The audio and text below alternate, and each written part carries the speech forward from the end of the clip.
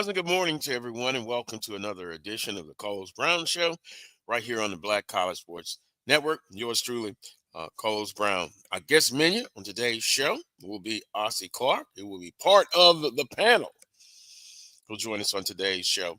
Here's what's trending on the Coles Brown Show. The Jaguars, the Southern Jaguars, are the 51st Bayou Classic champions. They defeated Grambling State 24-14.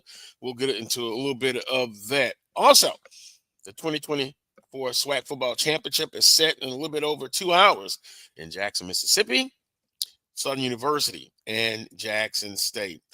And last, more coaching changes continue. And it's been a lot of coaches changes, even since the last time we talked to our audience. That's what's trending on the Coles Brown Show. Now, we'll bring in the panel. Coach Pettaway, Willa Brown, and Charles Edmond. Greetings. Good morning to you all. Good morning. Good morning. Good morning. SWAC. Good morning. Good morning. Good morning. SWAC 2024 Football Championships is today at 1 p.m. I was kidding you guys before the show. I'm glad I'm not listening to all the prognosticators on this. Nobody, and I stress nobody, are giving the Jaguars a shot. Throw caution to the wind, and if you are the Jaguars, you got to show up. We'll kind of get into the particulars with that.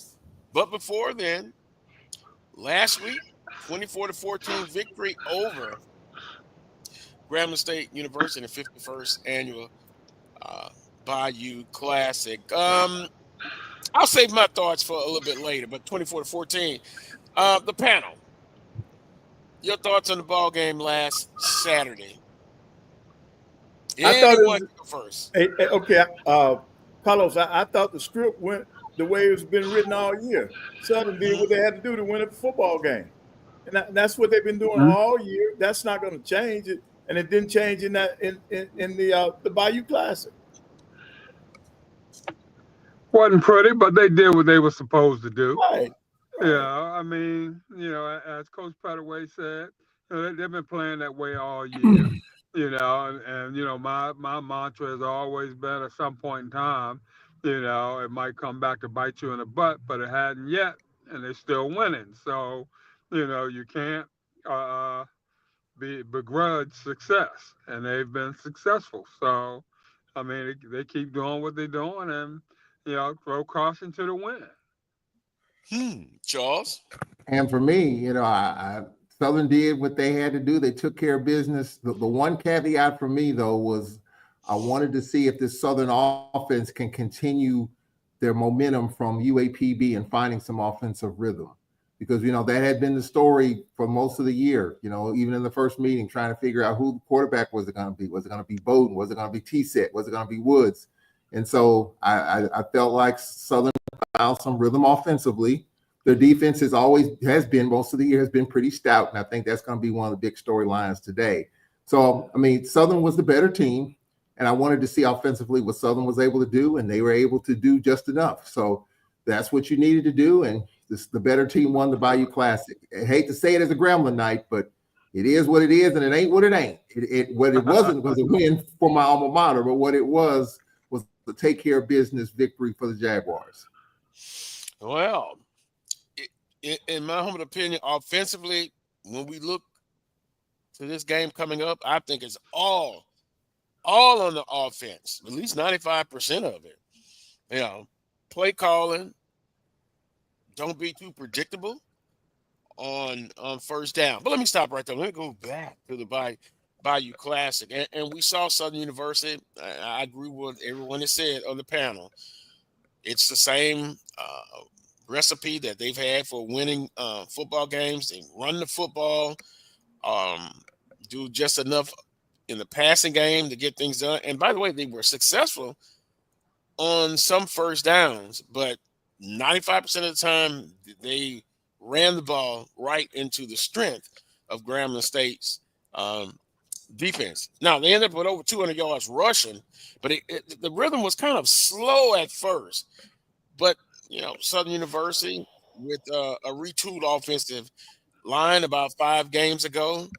Now they've settled on a quarterback who, by the way, was a third-string quarterback, and from what I can see, overall, he has been the better quarterback of the 3. Consistency is what you're looking for, right? Flashy one game, then the next game you get benched. Inconsistency.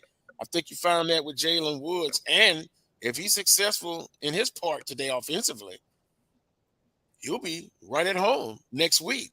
And I say if. I just had game day in the back of me about 10 minutes ago. I was shocked that 2 people had Southern winning. But most of the panel prognosticators, they have Jackson State a strong team to win. But we shall see. But for Southern University, 24-14. Now 8-4 in the season. They finished 7-1 in SWAC play. Total yards for the Jaguars, 209 yards rushing. They had 198 yards through the air. They ended up with 397 yards total offense on 62 plays. For Grambling State, they were held to anemic 49 yards rushing, net yards 99 yards passing, and 148. And you can kind of see the fallout from the Grambling State in the Bayou Classic. A couple of players in the portal. News has come out. I don't know if we can say officially, but unofficially, that Coach Dooley has been let go of his offensive coordinator duties. So, what did we find out about the Bayou Classic, Southern the winner? Wheeler, Charles, and Pettaway, Coach Pettaway. What did we find out? What did we find out about Southern University? Well, we found that they were consistent. No doubt about that. They've won the same way that they've been winning all year. Coach Graves has done an outstanding job, no doubt about that. And he's pushed all the right buttons and checked all the right boxes, team wise, and he's done an outstanding job. He's just gotta, try to continue to max out that formula, and we'll see where they are at the end of the day. Coach Pettaway. Well, it's Coach Graves. He has found a way all year, Carlos, and that's what they did. That's what they've been doing. But I will say this, Carlos, if you all are not, you're in the championship game, and it seems as if that still is not enough for some of the Jaguar Nation. We will gladly take Coach Graves at Alabama A&M if you all are satisfied with him. We do have an opening, and Coach Graves is one of your people is listening. We do have an opening, sir, and we will accept what you did this year very gladly on the hill. Okay. Hey, that's tampering, Coach Pettaway. Yeah. Well, yeah. If you look at it though, it wasn't pretty at times, but we can say resilient, and then overcoming adversity. And I think the best is yet to come. Even if they're not successful today, they have got to most of made most of their benchmarks. And hey, the first year getting to the SWAC Championship, kudos to Coach Graves. And they say a team takes on the personality of their coach and coaches. I think that's a strong sense of what we see with this football Carlos, team. 2014. I just hope that it doesn't become a kiss of death for Coach Graves. You know how we are when you do well that first year. That they expect it every year, that sort of thing. And if he should be 7-4 next year, instead of 8-3 or 6-5, then you'll start to hear the whispers and all that sort of thing. Everybody forgets how well they did this year very, very quickly. So I hope the success this year is not a kiss of death for Coach. Well, Charles, I can remember a coach, Coach Pettaway. You met him a couple of weeks ago. He went 11-1, Right. in his first season, and boy, the bar was set pretty high. Coach Pete Richardson. Yeah. And I kind of get out in the public here in Baton Rouge. I kind of get flack sometimes for being too tough. Apparently, on one of our shows here, and our colleagues, some kind of way, it was mentioned about a 2-year contract. I wonder how that happened. I think it was AD Drew there. I had people calling me and texting me like, "Oh, they were just talking about you." And we'll kind of get to those contracts because the coach at Carousel. But for the record, I'm not big on 2-year contracts. Now add another number to it plus an option. Yeah. I don't know. Go ahead, Charles. What I learned from the Bayou Classic about Southern University was that I think, for me, and of course I don't have a dog in the fight, but just watching Southern University all year long, offensively just being efficient enough. And I think one of the keys to the game, and you talked about the quarterback position, I think it's in good hands. You got Bowden, you got T-Set, you got Woods. So your quarterback position is fine. You got Willie Totten, quarterback coach. The question is, don't let the quarterback position beat you today. Don't make the mistakes, because Jackson's going to capitalize on those. Big stage, big crowd, big venue. And that's why you talked about Southern running the football. Southern's going to have to do that with success today if they're going to have a chance to win this game. So what I learned is that Southern, from the quarterback position, if it doesn't lose it for you, I think you have a shot. And I think you're seeing that these last couple of games, scoring more points, UAPB, case in point, and then just being efficient offensively and not screwing it up. Don't be a hero, T-Set. Don't be a hero, Woods. And that was the case in the Alcorn game. Just hand the ball off, let your running game do the work. And I think if Southern does that, I think they'll be in it. Well, but Charles, I think it may go a little deeper than that, because running the football, and I'm going to be looking at pass to run ratio on first down. I really believe Coach Pettaway and Willard, you're going to have to mix it up. 95% of the time, the last couple of weeks, it's been running the football on first down. I just don't believe Jackson State's going to sit back and allow that. So it's going to come a point. Test them. You got to test them early. What? Yeah, you have to test them early. You got to go in there and see what it's going to be like, and then you make the adjustments based off of whether or not you're successful or not. But you got to go up in there. You can't be afraid to go up in there. You got to go. Right. No, I understand that. I'm not saying don't, but at some point, the element of surprise, just mix it in. Some pass the play sometimes. Don't be so predictable in this game. And I'm just gonna be honest. If I'm scheming against Southern University, that's what I'm doing. I'm loading that box. Now, if you're running the ball successful and I'm loading the block, look out. But it's always more to me as a defense coordinator, if I am, to have to worry about a team that is balanced and that can be efficient throwing the ball. But no, I understand. Has Southern done that all year? I mean, have you seen the trickerations? Have you seen that from Southern? You have not. Nope. So, they run. And to me, they've been successful running the football, but now against a superior or equal opponent, like last time they played, I know it was last time, they had less than 60 yards rushing the ball, but they threw for 387 yards. So, and that's with inconsistent quarterback play.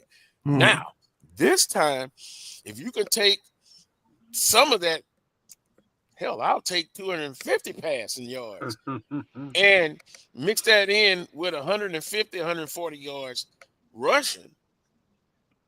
I just think, in my opinion, it puts them in a better position to be able to win the football game. But now, if they're not successful running the football, then you're relying on throwing the football and you become one-dimensional.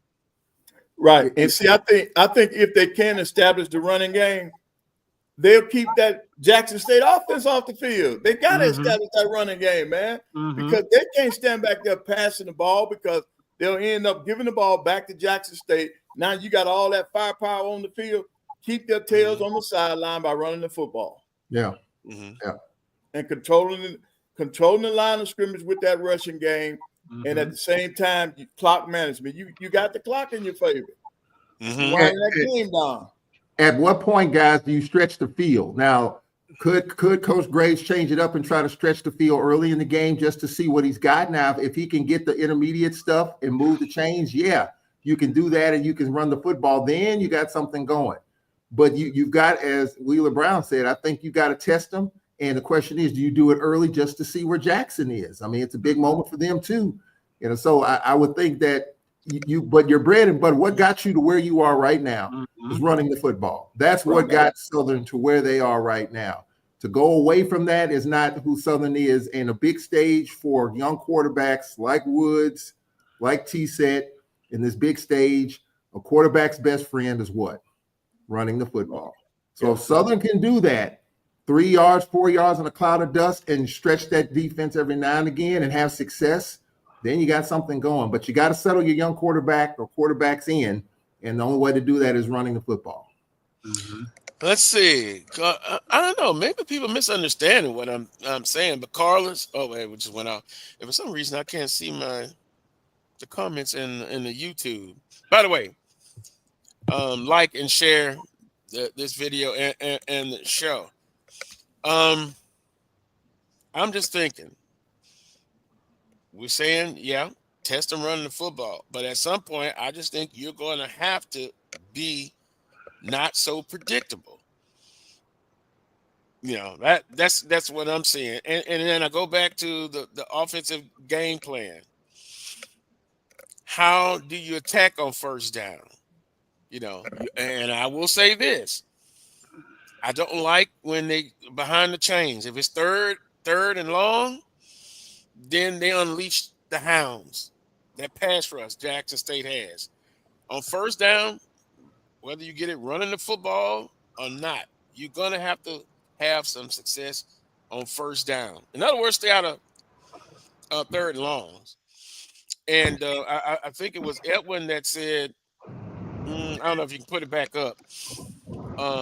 Tight end is going to be important, back out. But again, that goes back to the scheming, the offensive game plan. Running the ball has gotten you there. Okay, here we go. Carlos, Southern has a balanced number of passes. The key is wide receivers, tight ends can't be dropping passes in their hands. Well, we saw some of that last week against the Bayou Classic. So, Edward, I would agree with that. But how do they scheme to attack a very good Jackson State defense, which is tops in the conference? Southern's defense, we hadn't talked much about that, but they've been very steady. And Kelby Givens, Vincent Page, they have been consistent all year. I still go back to offensively is where my concerns lay for this football game for Southern University. Will they rush for 300 yards? If they do, they'll win the game. It's gonna be a long day for somebody.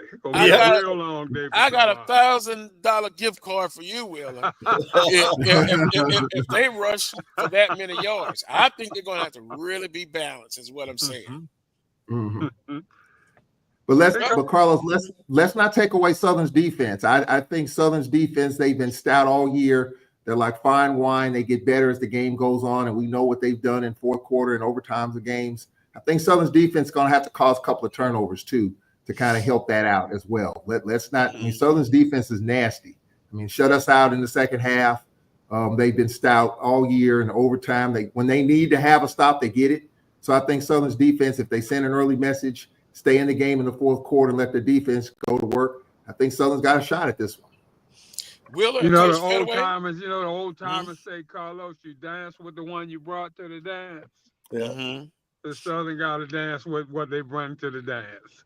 Ain't no trick-or-treating and all that sort of thing, and leave the costumes at home. This is button up the chin strap and let's go. Me and you. Let's see who won it today. You know, Well, and the one that does is the one that's gonna come out on top and take it to the Celebration Bowl next week. You know, well, mhm, and if not, you've lost it fair and square. mhm. You just didn't bring it today. You accept the results, and Exactly. hey, you say Exactly. bring the girl to the dance, but once you get in the dance, surprise her with a few more new dance moves. You know,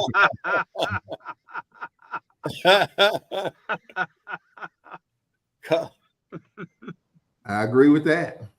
Yeah. at Jackson State and Southern University a little bit after 1 p.m. on ESPN2. We're going to take a timeout. You're watching the Coles Brown Show right here on the Black College Sports Network. We shall return. HBCU football fans, this year's Cricket Celebration Bowl has a new date. A champion will rise at Mercedes-Benz Stadium on December 14th as the MEAC and SWAC champions meet once again. Join us in Atlanta for championship football, interactive fan experiences, and iconic marching bands. It's an HBCU family reunion that you don't want to miss. See who will be crowned the next HBCU national champion. For event and ticket information, visit the Celebration Bowl. Looking for the ultimate cultural experience of 2025? The Zora Outdoor Festival of the Arts is where you need to be. From January 31st to February 2nd, Eatonville, Florida will come alive with incredible live performances from the Levert Experience and the Bar Cave. Immerse yourself in interactive art. Shop from over 80 vendors. Take a journey through history with a new virtual tour app. And enjoy family-friendly STEM activities. Plus, don't miss the unforgettable R&B tribute to the legends, honoring talents such as Whitney Houston, Marvin Gaye, and Luther Vandross. This is more than a festival. It's a celebration of Eatonville's rich cultural heritage.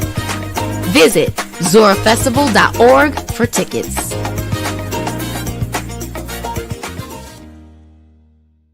ESPN Events Band of the Year, a title reserved for the absolute best in the world of HBCU marching bands. A season-long competition that culminates in Atlanta on Friday, December 13th. Drum majors, percussion, drill, auxiliaries, musicality. All aspects will be adjudicated by expert judges in the world of college bands. 4 bands will qualify for the big stage, where national champions will be crowned. Follow us on social media for ranking updates throughout the season. And join us at Mercedes-Benz Stadium on December 13th. For event and ticket information, visit bandoftheyear.com.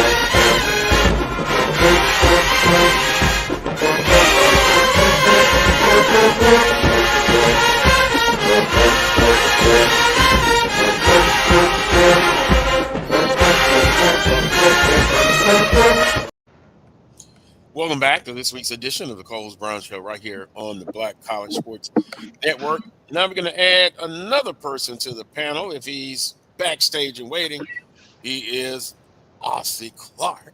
Ossie, good morning. Good morning, gentlemen. How are you all doing? Good morning. Good morning. Good morning. Doing fine. And as usual, during the break, I kind of take a peek into the chat room. That's what I love about Jackson State supporters and alums. They're so confident. They're cocky. They're arrogant. I know about that. Southern fans are the exact copy of that. But they're confident. The reason why y'all don't like each other. Yes. Well, and they're very confident. But also, we'll get your take. Southern and Jackson State. But first, before then, last week's Bayou Classic, Jaguars over Grambling State 24-14. And it seems like some interesting news is kind of coming out of Grambling, Louisiana.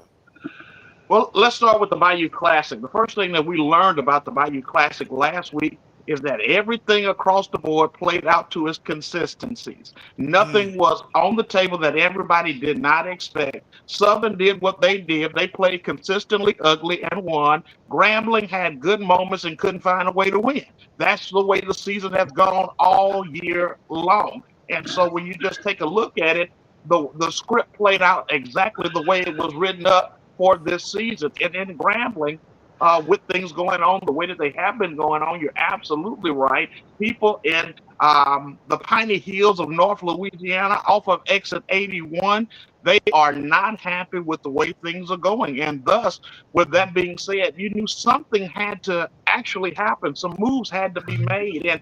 And in the rumblings in the background, one of the moves that had to be made, it either had to be somebody offensively, defensively, and it was the offensive coordinator, Eric Dooley, who was being asked to be to step down from his duties as the offensive coordinator at Grambling State University. So along with that, it could be also offensive line coach could be out of a position as well.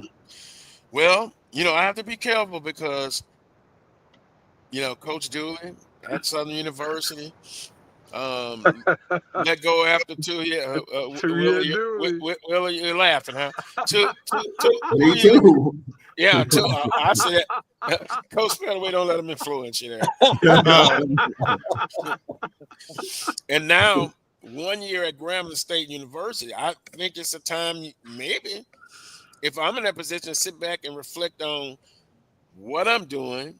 Do I need to make some changes, or do I try to land somewhere else? But it's always tough.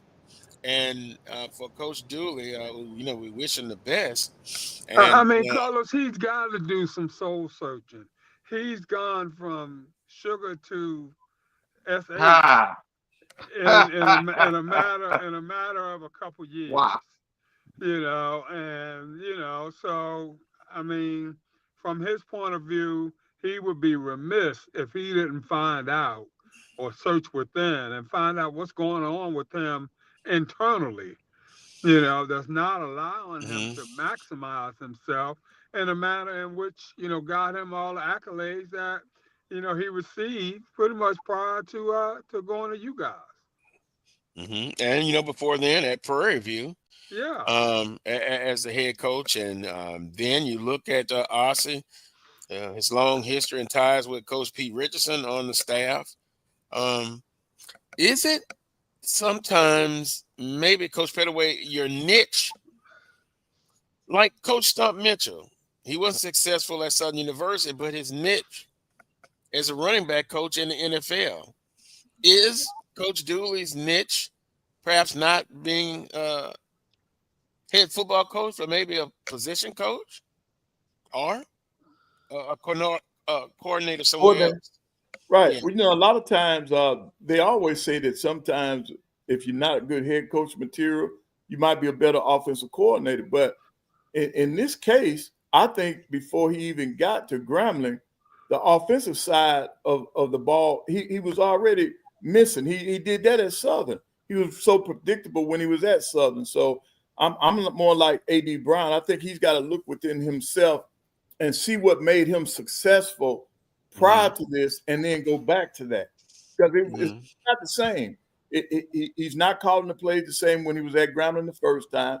He is not doing what he was doing at Prairie View. It's like once he got to Southern, it seems as if he changed.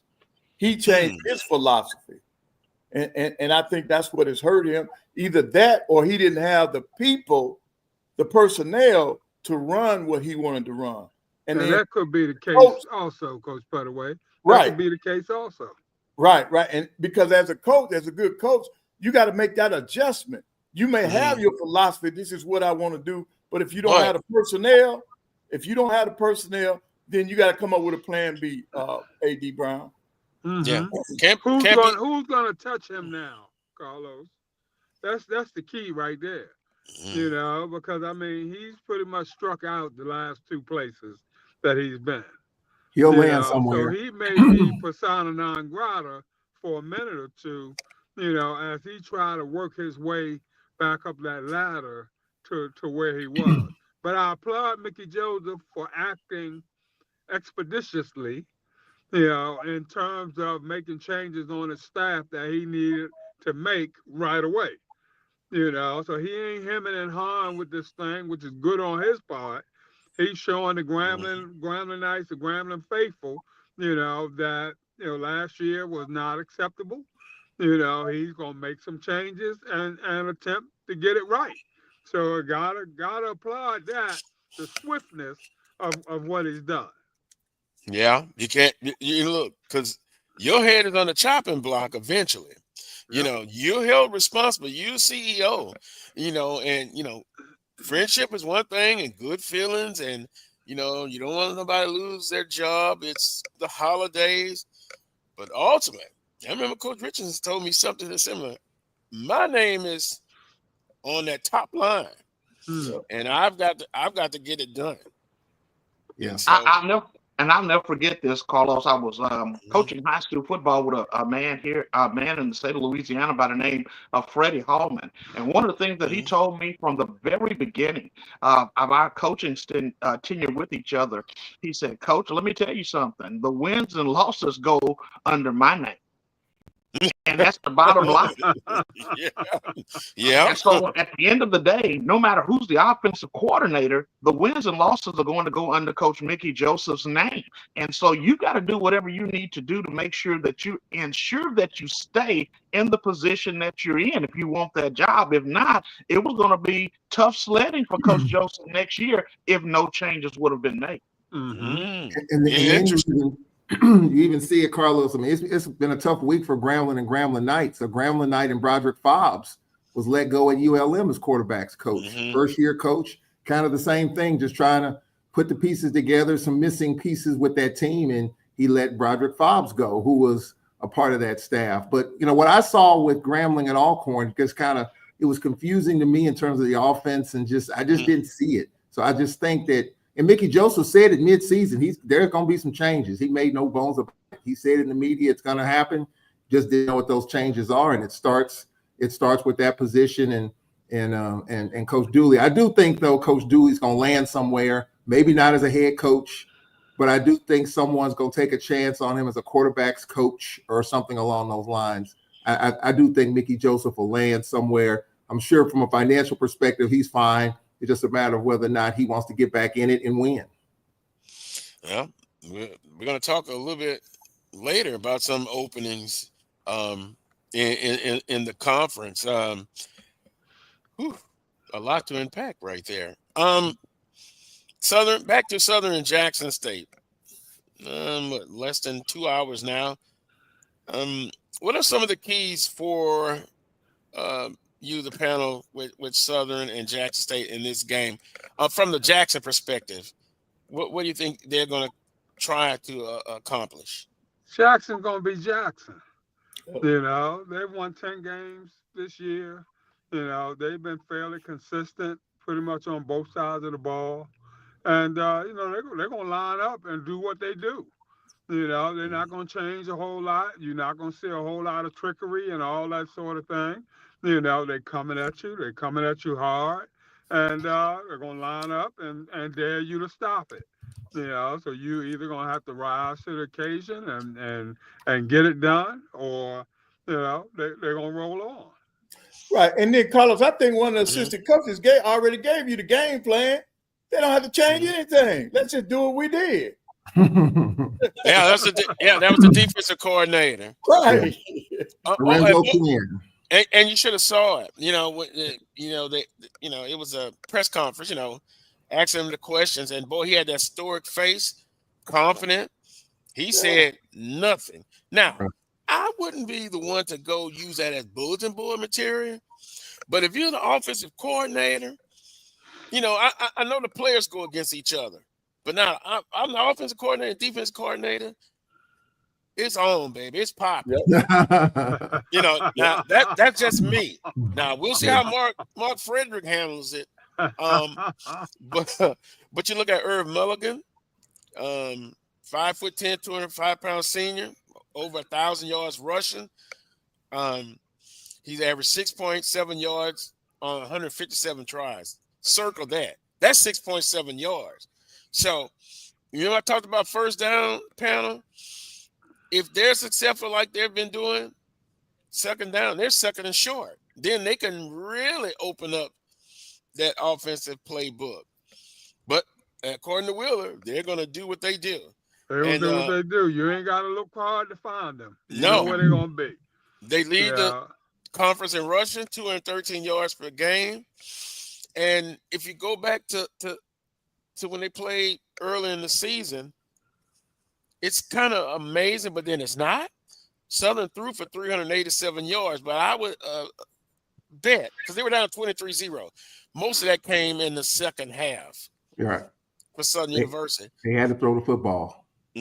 So, honestly, I'm saying Southern has to be balanced. Yeah, they got to run the football, but it's going to come a point, can they, if it's 3rd and 10, can they be successful on third down or 3rd and 6? Well, if you're Southern University in this football game, you pray that you're not in those positions. You don't want to be 3rd and 6 or playing behind the sticks, because in that case, then Jackson State is just going to do what they've always done this year. They're just going to pin their ears back and come and get you. So you don't want to be in that position at all. If you're Southern University, it's real simple. You minimize the amount of offensive possessions that the Jackson State Tigers can have on the football field. What does that mean? That means that you actually have to not only run the football effectively, but you also have to figure out, how do I get first downs by passing the football effectively, or even using first down as an opportunity to throw the football on your short passing game. You have to be able to do those things, because at this particular point, you're going to have to use everything to your advantage. The second thing is, you got to look at that play clock. How many seconds am I going to use in between those plays? So I got 40 seconds to line up from the time that ball is placed down between the plays, and how long is it going to take me to snap this ball? And I'm going to just be honest with you. If I'm Southern, I'm telling my guys, we're not snapping this football until it's under 5 seconds every single time. If the clock is running, I don't want it snapped until it's 5 seconds on the play clock. Coach, and that way you want to minimize the possessions. Now that becomes boring and arduous and stale, and people don't like it. But to hell with what people like, you want to win the game. Right. That's what it comes down to at this point. And so that's what Southern is going to have to do. They're going to have to minimize Jackson State's offensive possessions. They got to take their chances when they have the opportunities to, and then they have to take as much clock away from them as they possibly can. And if you're Jackson State's just going to do what they've done all year long. They're going to have a no-fly zone, so they're going to try to make it hard for you to throw it down the field. You have Keebrick Wiggins Jr. in the secondary, who's an outstanding player for the Jackson State defensive back unit. He's back there, so you know that it's going to be really hard to throw the ball wherever he is out there on the football field. And the other thing is, for Jackson State has to just do what they've done all year long. Be themselves. They don't have to change anything. If you want to do anything, make Southern make the adjustments in this football game.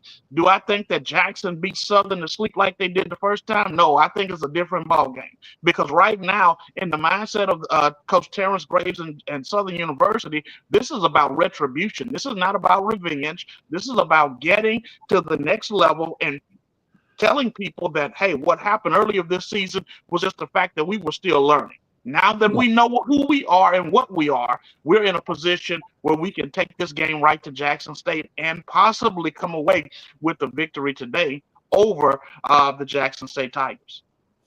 Coach Pettaway, yes, sir. To Ossie's point, and when he was talking earlier, I kind of related back to basketball. You remember the Celtics and the Lakers? Yeah. The Celtics want to play half court. The Lakers are like Jackson State. They want up tempo and just fast. And so Southern will have to play a good old fashioned half court basketball. But I still think they're going to have to take some shots when they get the opportunity to. And you don't want to put a whole lot of pressure on Coach Fredericks, but I will. Offensive coordinator, and then the quarterback, Jalen.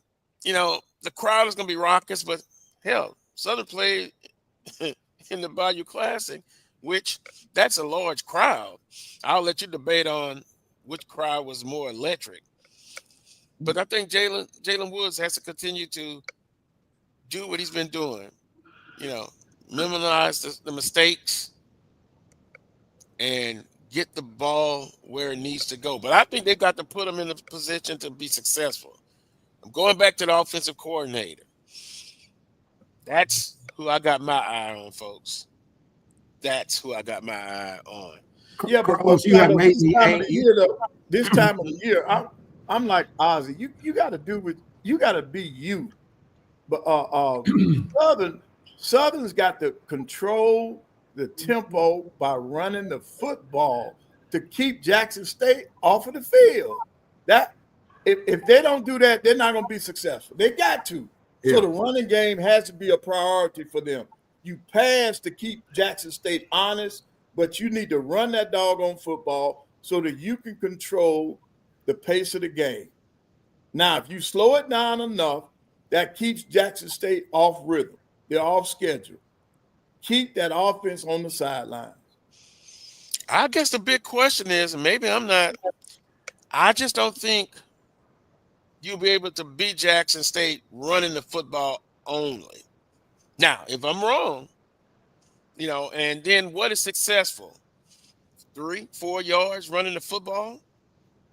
Is that what I'm hearing? Yeah. I agree. I think 3 yards is more than successful on any offensive play, because the last time I checked, the mathematics say 3 times 4 is 12, and that's the first down. Yep. I don't want to get the fourth down, but yeah, I understand. I don't want you to either, but if we're going by that as a benchmark or a metric, if I can get 3 yards every play, then I'm good. And even if I don't on fourth down, if I can get 2, I'm still ahead of the chains. And that's what I want to do. But yes, stay out of fourth down, stay out of third and long situations. Period. Mm-hmm. Right. What about this? If I'm 3rd and 3, 3rd and 2. I'd much rather be in that position because it allows me to mix and match. I can, pass it, I can run it, what have you, as opposed to it being 3rd and 5, 3rd and 6. Makes me a little bit more one-dimensional. But you asked the question, Carlos, about Jackson State. It's pretty simple. Jacobian Morgan and Irv Mulligan. Those two are what makes it work for Jackson State. And they're going to put it in Irv Mulligan's belly. He's not the tallest back, but you lose him in there, and that's what Jackson's going to do. But I think you got to collapse the pocket on Morgan, too. Alcorn was able to do a little bit of that early on. I think Southern can do it. Southern's going to have to win the line of scrimmage defensively to kind of collapse that pocket. And then, Carlos, you have made me mad, too, when you talk about the Lakers. You talk about when you brought up the Lakers, Carlos, you lose me with that. Don't bring up the Lakers anymore. That was the 90 Lakers I was talking about. No, I'm just saying, just bringing up the Lakers right now in their current state of affairs. I don't want to hear anything about the Lakers and LeBron James. I don't want to hear the Lakers purple. I want to talk about the Alcorn purple and gold, not the Lakers purple and gold. That other purple and gold stinks right now. Period. I don't even want to hear it. I wonder why. Because a mediocre Miami team beats them by 34 points the other night. Yeah, wow. Yeah. Pathetic. Absolutely pathetic. Yep. I said this is coming, Carl. I mean, I don't hate to pivot, but I said the Lakers were not going to be a good team. The whole Bronny thing got things sideways, and now LeBron turned his nose up to JJ Redick. Now people are saying JJ Redick's got to go. I mean, come on. I mean, it's just one big cluster, right now, and I'm just really ticked off at the whole situation. Gotta go. He should have never came in the first place. The decisions you make, and once again, does he have head coaching experience? No. Has he coached on the college level? No. High school? Has he coached on the high school level? No. Does Does that sound familiar? Yeah. Coaching, given an opportunity on name only. Yeah. Not good. We'll take a timeout when we come back. Predictions from the panel. And then I have a fan's perspective that for the last couple of weeks I have not mentioned. But I think he hits it on the nail with his perspective. We'll do that and wrap up hour number one. You're watching the Coles Brown Show right here on the Black College Sports Network. We shall return. Hey, good afternoon, everybody. This is Roy Evans with the Black College Sports Network. I am here with Mr. Ramon Reyes, who is the general manager of the Omni Hotel downtown Atlanta. And I know a lot of you know what that is because it is the headquarters for the Celebration Bowl as we get ready to get to that season. We're not too far out, and we've got a bunch of things that are going to be happening. We're going to be back there. One of the things, of course, that we're going to be doing is broadcasting from the sports bar again. But before we get into that, let's talk a little bit about some of the things that the hotel has coming up, and then get Mr. Reyes a little bit of opportunity to tell us about his hotel. How you doing today, sir? I'm doing well. I appreciate you having me, and look forward to chatting about the property and everything we've got that's coming up here pretty soon. All right. Well, let's do this. The first thing that we know that you guys have coming up is on December 5th. You've got a wine dinner event. Now, listen, we know a lot of folks love wine and a lot of folks love to eat. Tell us a little bit about that one. So, we're super excited. As you mentioned, December 5th, Camus Wine Dinner. So we're celebrating Camus Napa Cabernet's 50th anniversary. And so we're excited to offer a 5-course dinner that night paired with some wines. Our chef has done a fantastic job in curating a menu in partnership with Camus. And so this is a luxury experience where we not only take you through some really, really good cuisine that's curated by our chef, but the wines that are paired with our partner in this case, which is Camus.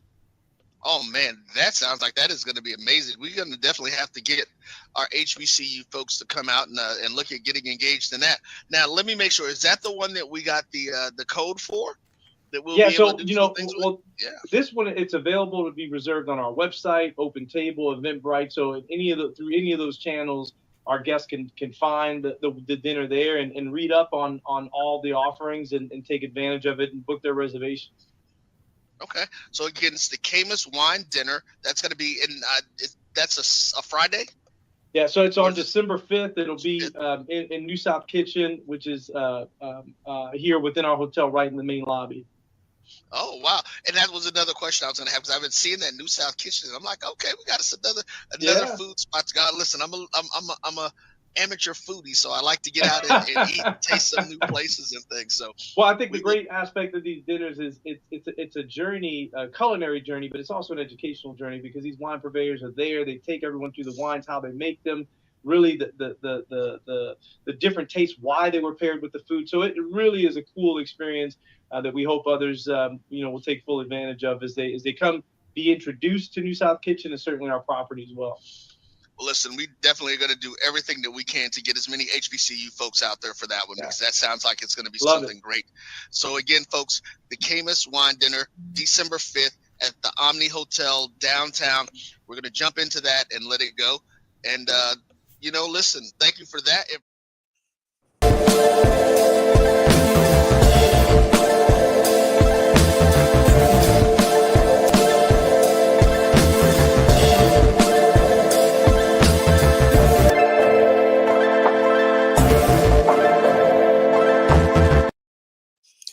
Welcome back to this week's edition of the Coles Brown Show right here on the Black College Sports Network. As usual, during the break, I love you guys. I love the Jackson State, all the SWAC, HBCU alums. I'm seeing comments about Southern has to make it an ugly game. They have to hang around to the fourth quarter. I also saw comments about the Bayou Classic. The crowd is only loud when it's the bands. Okay. Anyway, I can go down history lane with that. The vet is going to be electric. But Wheeler, I've been to the vet many times when Southern and Jackson State played. It wasn't a solo affair. It never is. Southern had half of that stadium filled up, and we've seen some great games. And this is what a rivalry is. You win some, you lose some. Jackson State on a 5-game winning streak. But I remember a short time ago, Southern won 8 straight. So miss me with all of that. It's going to be rocking, I understand. It's going to be popping today. So we will see. It's going to go both ways, Carlos. It's going to go both ways. You know, it's a reason why now I love Jackson State alums so much. They're just like us. Yeah. They're just like us. And that's why. Okay. Prediction time. And I pulled up the fan perspective. And it'll kind of tell you how I feel and I believe. But prediction time. At 4:05, Ossie, who is the 2024 SWAC Football Champions? As much as I would like to go with the bad guys from Baton Rouge, I'm not. I'm going to tell you that I believe that Jackson State has been the solid football team all season long, especially after the debacle at Grambling State earlier this year where they turned the ball over 5 or 6 times in that game and they lost. And they made a sure recovery from that point to say that they were going to be a better football team. And so today, make no mistakes about it, once again, Jackson leads the vet with the W and on their way to the Celebration Bowl. Coach Pettaway? Wow, I'm a Coach Graves fan, but I just think that with the game being in Jackson, and like Ossie said, with Jackson being the most consistent team all year, I just think Jackson's going to win the game. And I just want it to be close. I want Southern to play well, but I think Jackson will eventually win this game. Wheeler? The key word everybody keeps saying is consistency, and that's pretty much the bottom line. I don't think it's very few times I've bet against Coach Graves. I just can't go with Southern today. I think Jackson State has been the most consistent team throughout the year. They've been consistent up front, both on the offensive and defensive lines. I think they can continue that today. And being at home doesn't hurt any, that's for sure. And, I just think they bring it on in. TC hasn't been flamboyant or anything like that. He's just lined his kids up and gotten his kids ready, and they've played solid football pretty much over the course of the year. So, I'm going with Jackson State today. My heart is with Coach Graves, don't get me wrong, because I think he's done a magnificent job also. But I think TC and Jackson State get it done today. Charles? Well, as you know, the home team in the SWAC Championship games have won every game, and Jackson's at home, and they've earned that. Jackson, I think, is the better team, in my opinion. But, Carlos, you said it at the start of the show. Nobody is going with Southern University outside the Carlos Brown household, outside of people in Baton Rouge. No one's going with Southern University. And these are the kind of games that Southern seems to rise up when their backs against the wall, them against the world. And that's what it is today, outside of the Jaguar Nation, them against the world. I just think Jackson State offensively has too much firepower. I just think offensively they're just too good. And Southern's defense they're good, but Jackson's offense is better. Vegas has Southern University at 14, or at least on 20, on football score, 18-point underdog. I think it's 14 now. Touchdown favorite for Jackson State. I don't see that. I think it's going to be. I don't see that either. I think it's going to be a close game. I think it's going to be 8 to 10 points somewhere in there. But I think Jackson State being at home, they're on a roll. They had a good check against Alabama State a couple of weeks ago. If that game is low scoring, I think Southern wins it. But if it's high scoring, Jackson wins it. I got Jackson at home. I just think Jackson has too much offensive weaponry to be slowed down. And that's interesting because I went back and looked how Alabama State, which Southern, Jackson State, Alabama State, the top 3 defensive teams, and the way that Alabama State defense, they played a lot of man coverage, some press coverage, and they were able to stay close. But offensively, they just didn't have enough. The fans' perspective, No way an Alkanite picking Jackson State. Mr. Golden Foot. Hey, I think I know who that is. Yeah, former product of Southern University that came from Alcorn. There we go. Bear with me. Charles, lift your head up. The Fans Perspective SWAC Championship Edition. And listen to this real good. It's what you train for all off season for. It's why you put in extra time, sweat, and sacrifices for the opportunity to play for it all. On Saturday at 1 p.m., Mississippi Veterans Memorial Stadium, the Jags and the Tigers get it on once again for the 2024 SWAC title. Most are not even taking Southern seriously and have already booked the JSU Tigers into the Celebration Bowl. I'll be there regardless. But I'm saying, not so fast, my friends. Let's take a look. And here we go. Offense. It all comes down to play calling and execution. That's simple. Coach Frederick must be aggressive in his play selection, one-dimensional, and predictability in this game, will mean disaster for Southern. First down must not be what's expected. It must be a mixture of plays to keep an aggressive Jackson State defense guessing and off balance. Put Jalen Woods in position to succeed and take what the defense is giving. Now, this is not me. I'm not the author of this. Sounds familiar, though. Play ball control, what the panel has been saying, and stay away from turnovers and costly penalties, what Will and Ossie has said. Mm-hmm. Defense, the game could very well depend on the Dog Day D standing tall once again.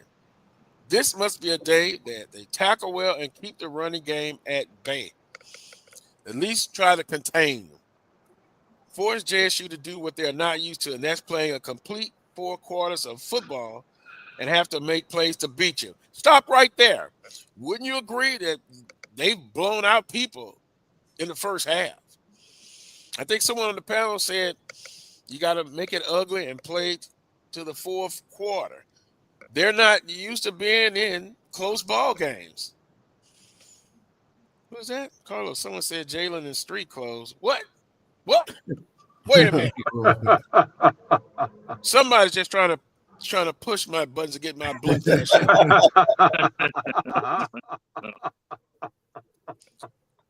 Where was I? JSU to do what they're not used to, and that's playing a complete 4 quarters of football and have to make plays to beat you. Better not be the flu or anything like that. Special teams. This unit is a concern. There's enough on film to make JSU take some chances via block punt. Didn't we kind of see that last week and all season? I'll have to look into the special teams coach afterwards at the end of the season.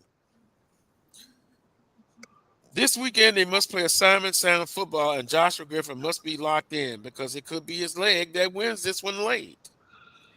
Outlook. Maybe I'm foolish, but something tells me that Coach Graves and the Jags may be ready to serve some humbled pie.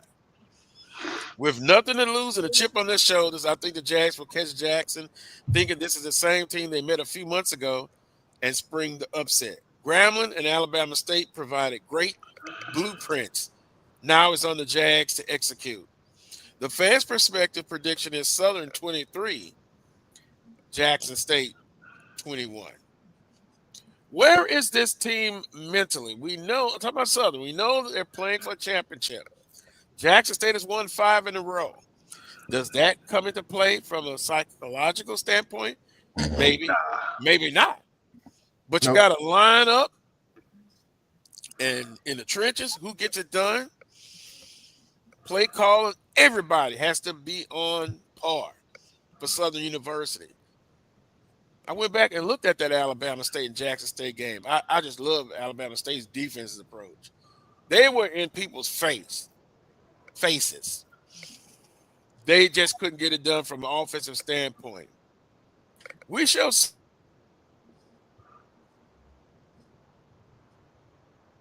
Is it Carlos?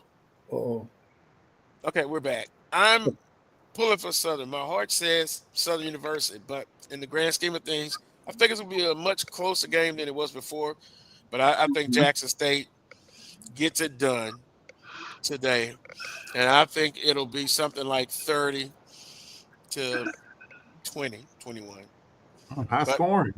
I hope I'm wrong. But now that little bit of news saying in street clothes, I got to confirm that. yeah, Carlos, that shook you to your core, man, when you heard Jalen in street clothes. Your whole persona changed, man. He started stuttering and he had a big stare on his face. He like he saw ghosts. And you know why? You know why? Because if you remember, I interviewed Jalen Woods when he signed with Southern coming out. He's outside of Atlanta. And this guy, I just pulled for him so much. And he, just like this team, they've overcome adversity. He was a third string. Yeah. And I have people coming up to me, this guy's been on the team the whole time, and it's now just been playing the past couple of weeks. I'm no coach. They're with him at practice every day. I know some things that was told to me that, you know, Jalen kind of will get down on himself if he make a mistake, you know, hard on himself. But sometimes Coach Pettaway is like a DB. I just gave up a 70-yard touchdown pass. It was my fault, but I got to have a short memory. Right. And get ready for the next play. But during the break, I will make a phone call. I got choices everywhere. And there you go. And I hope I'm wrong with my prediction, but I'll be in Atlanta this time next week. And if Jackson State wins this ball game, I'm pulling for the SWAC, baby. Oh, yeah. In the Celebration Bowl. Yeah. And it won't even be hard for me to do that. But it'll be always next year. Yeah. It'll always be next year. So Southern's on the right path. Still some things they got to, you know, correct and work on. But they're trending upwards. I will say that if it's a high-scoring game, I can't see Southern winning the game. I think Southern's got to win it like that Jackson Bama State score 16-10, 21-17, somewhere in there. If it's that low, if it's 21 and under, I'm giving Southern a puncher's chance for sure. If it's high-scoring like it was in that first meeting, and I don't even look at that first meeting. That was week 3 of the season. You know, I throw all that out the window. But if it's low-scoring, I'll take Southern. If it's high-scoring, I'll take Jackson. Well, you remember Southern was down 23-0. Mm-hmm. And then in the second half, you know, they had to throw, and they've got to get off to a faster start. Yes. You know, I understand low-scoring basketball analogy.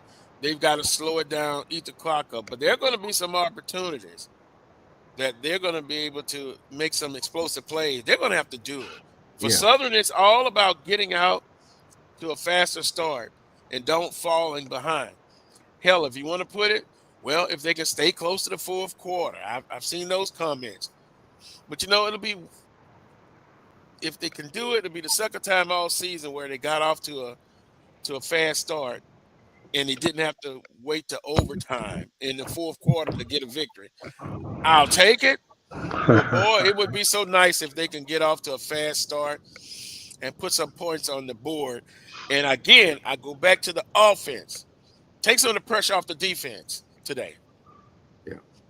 If there's one knock, Carlos, I will say that Jackson State, you know, midway point of the season, the one concern that I was reading about, Jackson gets out to big leads, but then all of a sudden, Alabama A&M, case in point, they had a big lead, and A&M kind of made a game of it. Even though Jackson controlled the game, they didn't take their foot off the gas. They kind of let A&M back in. So if there's one thing, you know, Southern's got to play for 4 quarters, because that was kind of a concern midway point of the season for Jackson State. They start fast, but then they have trouble closing the deal. And you know, some okay, it's true, Ms. Cole. Someone told me that earlier today. Whoa, wait a minute. Is that referring to the quarterback, Jalen Woods? I got to dig into that. We have to take a break. We got to take a break. Oh well, we got to take a break anyway. But when we come back, he was just getting off the bus. The bus just arrived, He was just getting off the bus, headed to the locker He was in room. street clothes. He had his street clothes. Already in Jackson, they usually dress They're at in the stadium. clothing, with SU paraphernalia.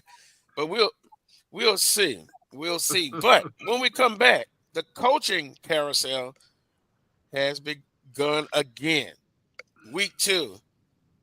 Coach Maynard is out at Alabama A&M. We talked about Coach Otis at Norfolk State. And Coach McDowell, Coach Wade is out at Mississippi Valley State. Yeah, Mississippi Valley State. Coach Dooley out. What's going to happen? And Charles, I'm going to tell you now, my blood pressure is already moving up. And I know you're going to bring up about the rumors we hear about some of the openings and who's going to go there. I'm going to make sure I relax during the break. When we come back, please do, because the street committee hot and heavy now. Yeah, working overtime now. I'm telling you. We'll take a time out. You're watching the Carlos Brown Show right here on the Black College Sports Network. HBCU football fans, a champion will rise at Mercedes-Benz Stadium on December 14th. MEAC champions, SWAC champions, the Cricket Celebration Bowl, crowning an HBCU national champion. For event and ticket information, visit thecelebrationbowl.com. This is Brian Fulford. AD Drew and I are co-hosts of the BCSN Sports Wrap. We talk about all things related to HBCU athletics. From the games, teams, coaches, and fan interest stories, we cover it all. You can find our shows on Facebook at BCSN Sports Wrap, YouTube at MyJBN Online, and everywhere you listen to podcasts like Anchor, Spotify, Google, and Apple Podcasts. You can also find the show on the Jericho Broadcast Network's app. Make sure to download. We look forward to you joining the conversation and being a part of the show. Looking for the ultimate cultural experience of 2025? The Zora Outdoor Festival of the Arts is where you need to be. From January 31st to February 2nd, Eatonville, Florida will come alive with incredible live performances from the Levert Experience and the Bar Cave. Immerse yourself in interactive art. Shop from over 80 vendors. Take a journey through history with a new virtual tour app. And enjoy family-friendly STEM activities. Plus, don't miss the unforgettable R&B tribute to the legends, honoring talents such as Whitney Houston, Marvin Gaye, and Luther Vandross. This is more than a festival. It's a celebration of Eatonville's rich cultural heritage. Visit zorafestival.org for tickets.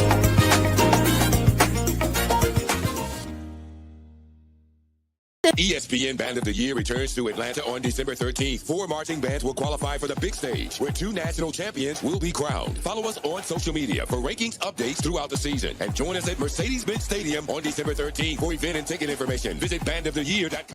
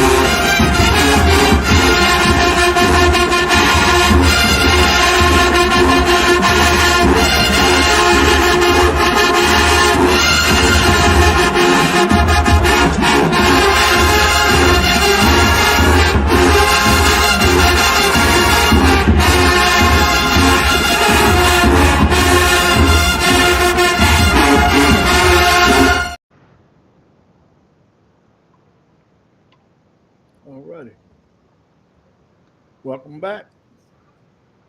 Mm-hmm.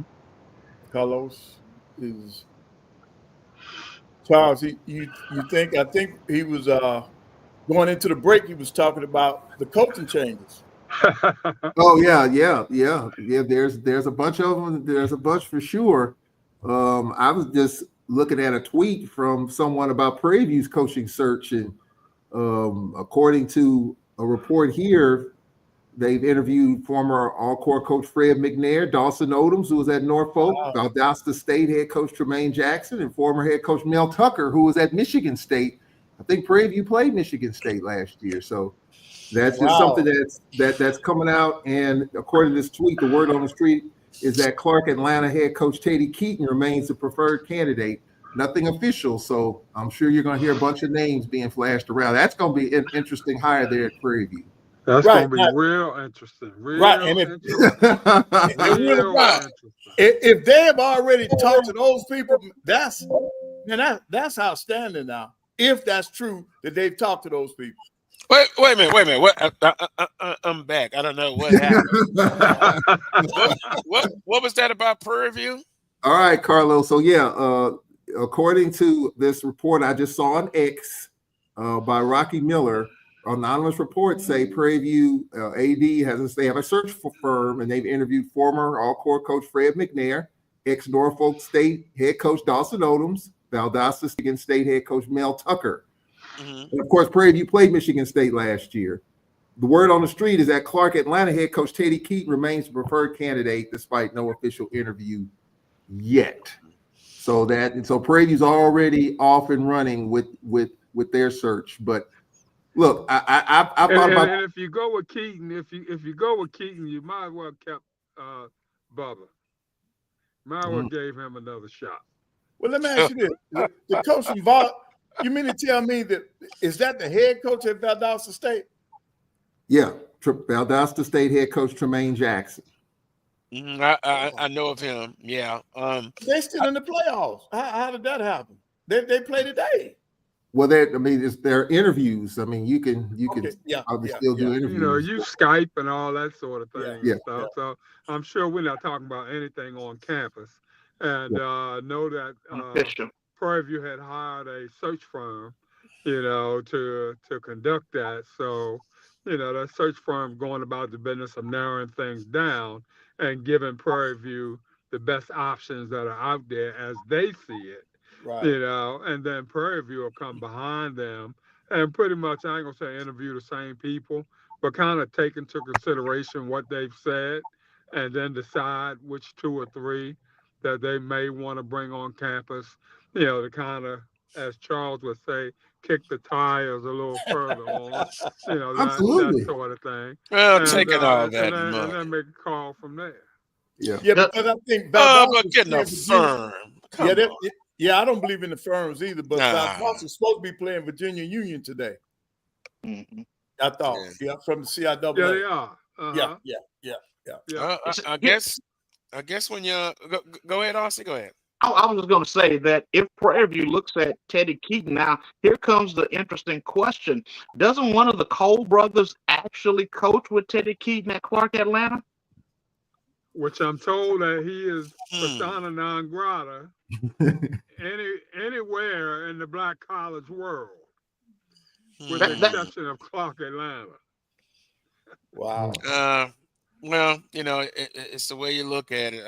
I'm always a champion of giving people opportunities who have, paid the price, done everything right, give them opportunity. But it'd be up to Prairie View and them. I mean, I guess they've got the resources to go and get a firm to help them out. I mean, other HBCUs have done it in the past, but you know what? I'll talk to my source, Dr. Cavill. Let me see what's going on there. I was on the phone. I went to the source. This is big. Yeah, Jalen Woods is out. Wow. Concussion protocol. Now, and I got that straight from the source. Okay, this source is the source, and so the last message was we got to keep grinding. So now, who does that? Who starts now? Is it Bolton or T-Set? T-Set got hurt the last time. I want to say when they played in Jackson, but that makes a big difference to me Dr. Cavill says only one name on that list has been contacted. Okay, good. And, and who would that probably be? Could it be Coach McNair? I don't know. But anyway, this segment was about the comings and goings. Right. Coach Pettaway? Yes, sir. Coach Maynard is gone. Yes. What's the latest of that besides tampering with Coach Graves? Well, the criteria at A&M was they wanted a successful coach. They wanted a successful coach. So I just wanted to throw out for the committee that Coach Graves is very successful. And it seems as if Jag Nation is not happy with some of the things he's doing. So maybe, perhaps, we might want to look at bringing him up on the hill. But seriously, Carlos, if you go by the street committee has already named their head coach for Alabama A&M. And they're saying it's going to be the young man is at Miles, Sam Shade, who just won the SWAC Championship. He's a graduate of University of Alabama, and on his staff he has 2 former A&M coaches, George Pugh, who's our head coach, and then of course he's got one of his Alabama teammates, Antonio Langdon, on that team, and then he's got Coach Connors. Connors was also an assistant coach at Alabama A&M, and he's a guru for recruiting in the state of Alabama. Every stop he's made from being up in Ohio, up into Benedict, everywhere he's gone, he's had Alabama players. So he's well known in the state and very well respected as a recruiter, and he's on that staff down there at Miles. So our athletic director told us on Tuesday he plans to have a coach in place by January the 1st. Said he was not going to rush into the process. He was going to take his time. He said he was going to put a committee together. Now, he said that on Tuesday night, and he said maybe by Wednesday he will release those names. So for the panel's sake, I have not been contacted, so I know I'm not on the search committee. Well, you talked about it. It's the criteria. You know, I know sometimes people say recycle coaches, or if you want to dress it up a little bit better, coaches that have coached in the conference as experience. Do you want to go outside the conference? Like I remember Southern University, you know, the Godfather, rest his soul, you know, they wanted to go one direction, but the president at the time, Dolores Spikes, said, no, let's go with this guy. He has HBCU experience, came from Winston-Salem, Pete Richardson. Yeah. And the rest is history. So it has to be a good fit. It's interesting. You said the AD said he's not going to rush, because I know it's the early signing period. And I think for most HBCUs, you know, that February traditional date is the date that they're going to, you know, get a lot of their players in, their student athletes. So you got to get it right. So I understand that. I wouldn't rush either as far as, you know, trying to name a coach. So Coach Wade is out at Valley. You're hearing different things off the field situation. That's what I'm hearing. But that's an opening there. And then also North Carolina A&T hired their coach. Willie Simmons is now the new head football coach at FIU. Yep. So a lot of things going on. And then I want to wrap it up as well. And I kind of texted with Dr. Cavill earlier. He thinks that the NCAA, and they were talking about it on game day today, sportsmanship. And you know, last Saturday, you saw all of the altercations when you're trying to plant a flag. Only thing I saw close was Jackson State when Coach Sanders was there. And I think it was his first game back. He was in a wheelchair. And I think Jackson State players tried to do something to that effect. And you're just asking for it then. Yeah. You know, once again, let's be respectful, sportsmanship. And Dr. Cavill believes that they're going to ban, you know, at least flags. And I think, and I know he's watching, you know, maybe they will allow maybe the flag to be placed on the sidelines if they do it. Let's just not put the flag out there at all. Right. You know, that's just my opinion, and it should be banned. Sportsmanship, it's got to be. It goes both ways. Flags are coming from the cheerleaders, Carlos, or the band or what have you. They're not quote unquote football flags. You know, those kids are getting them from, you know, the cheerleaders or the band or what have you, you know, and run on the field with them, that sort of thing. So, I mean. But you don't do that, Wheeler. Yeah. No, you don't. You don't do that. It's just like you invite me to Baltimore, and I come in your house, and, you know, I just say I go help myself in the refrigerator and get me something to drink.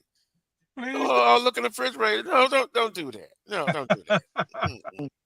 Don't ban the flags. They should stay in that crowd. You're not gonna come and plant a flag on my logo in the midfield. No. I agree. I agree. 100%. No doubt. Keep them in the stands. Right. And you know, they talk about taunting. You know, you get penalized for taunting.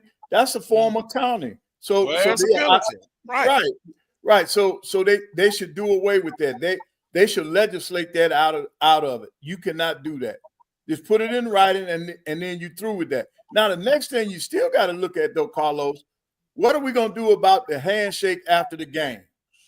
That's just like in basketball. If I'm sitting there on that sideline and I see that this game has been going on and there's rough play and stuff like that, Carlos, I am not going to send my team in no handshake line. I'm sending my team to the locker room. I will go meet with the coach and let him know what coaches are just a little too chippy, man. We had a great game. We'll see you next time. Now, that's me and the coach. The players are gone. So now I have protected my players to prevent an altercation where I might lose. Somebody might get hurt or you lose somebody because of suspension. I have eliminated that as the coach. I don't need somebody else. I don't need anybody to tell me that what needs to be done. If I'm responsible for those young men and their welfare as the head coach, I should go ahead and do that on my own. And I have done that. And that's why I don't understand why in football, if you see the game has been chipper, why you got enough doggone coaches on the sideline, you got about 12 people, send them kids to the locker room, and you and the other coaches go ahead and shake hands, do what you got to do at the end of the game. Some of that to me can be avoided. Coach Pettaway, it's got to come from the assistant coaches in football. You know, the head coach got so many things running through his mind, that sort of thing. The last thing he is thinking about, you know, at those particular times are whether or not the team is going to come out after the game and shake hands. But the assistant coaches, you know, part of their jobs is to check the temperature, you know, in terms of what's going on during the game, that sort of thing. And it's their job to go to the head coach at some point in time and say, look, coach, I don't think we need to shake hands after the game. These kids in the locker room. And then the coach go ahead and okay that. Then they send the kids to the locker room. And like you said, he goes out, he shakes the opposing coach's hand. If there's a question or something like that, he lets them know, you know, look, you know, things got a little chippy out here. I'm going to send my kids on to the locker room. You know, we'll talk about it later or what have you. You know, keep it moving and keep things going from there. Right. And Coach Pettaway, it has actually happened to us. A few weeks ago, we played Nickel State. We lost the game, and in the handshake line, one of Nickel State's players, you know, elbowed one of our women's players in the handshake line. So the next game after that, it was Houston. And so Coach Kilbert talked with Houston's coach before the game, and they said, Coach, we're not going to shake hands. We just go, me and you will shake hands, but I'm going to send my team to the locker room. Right. And I asked about it, and, you know, and so he said right now, as far as at that point in time, the Lady Braves weren't going to do that. Now, the game the other night against MUW, they did shake hands. And so, but I don't know if that's just a one-game deal. You playing down, you know, it probably doesn't matter. But I think we're getting to that point. And look, we got the SWAC Championship game today. Not trying to stir up mess, but you got two teams that a heated rivalry, 50,000 people. You know, I wonder if there's going to be some sort of, you know, what's the protocol for the SWAC Championship game? And already in Celebration Bowl, John Grant has already said the losing teams got to head to the locker room. He's already got weeks ahead of it. conference hasn't come out with anything, as we know, but I guess we'll just play that out. But I'm just wondering what we're going to be looking at going forward, and even in SWAC games, if this continues, because that flag planting stuff was just absolutely ridiculous. It's awful. It's terrible, and I think you're going to probably have people guarding midfield. I think one of the games I saw last week, you had security at midfield, making sure that those players don't come on midfield to plant the flag. If that's where we're going, then that's where we're going. We're just in weird times right now. Sportsmanship and everything is just weird and strange and unfortunate and sad. Right. And I don't remember. I don't mean to jump in real quick, Carlos, but I don't remember exactly what the COVID protocol was for teams during that time. I don't think teams were able to touch then. Right. I think it was only the coaches that were allowed to bump fists or just come halfway and do whatever, just greet each other and then move on. The second thing is, I think that you legislated by doing something similar to that, but then you also have to do a better job of doing what Charles just said. Who's the team that has to get off the field first after that game? In a football game, like at Grambling, both teams have to go back up the hill to get into the locker room areas. So you have to figure out a way to regulate who gets up that hill first. Is it the visiting squad? Let them go since you're at home, and then let the home team go afterwards. So there's some other nuances that you throw into that mix to ensure the safety of the players and all that are a part of the game. Right, because God bless, if we have an incident today, the winning team loses players from next week's game. See, you don't want to see that, man. You have an incident at the end of that game, and the winning team lose players for next week and in the Celebration Bowl. You don't want to see that, man. So I just think some of it has to come back on the coaches, whether it's the assistants or the head coach. Somebody's got to be proactive and make sure that you don't get into situations like that. Yeah, and I think what was said here is right. During the game, you can gauge the temperature. You'll know. Right. When basketball, you right there, so you know what's going on. And I would imagine if I was a head coach in football, I can see that my kids are doing stuff after the whistle. Their kids are doing stuff after the whistle.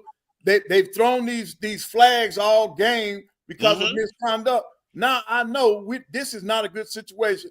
And then, Charles, the other thing, sometimes you have to do that when you're on the road in basketball, not because of the other team, because of the crowd.